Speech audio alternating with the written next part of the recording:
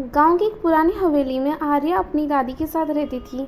उसके माता पिता उसे बचपन में ही उसकी दादी के पास छोड़कर चले गए थे। दादी अक्सर कहती थी, इस हवेली में एक आईना है जो इंसान को उसका असली चेहरा दिखाता है। आर्या सोचती थी कि दादी बस ऐसे ही कहानियाँ कहती हैं, लेकिन एक दिन जब वह हवेली की पुरानी कोठरी साफ कर रही थी तो उसे एक सुंदर लेकिन धूल से ढका हुआ आईना मिला। जब आर्या ने आईने में देखा तो उसका प्रतिबिंब हंस नहीं रहा था, वो रो रहा था।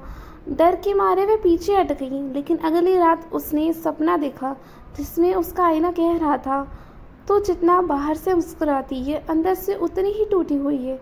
खुद को समझ वरना खो जाएगी। आर्या धीरे धीरे समझने लगी कि आईना सिर्फ चेहरा नहीं, आत्मा दिखाता है। उसने अपने भीतर की पीड़ा को लिखना शुरू किया, कविता और चित्रों में निकालना शुरू किया।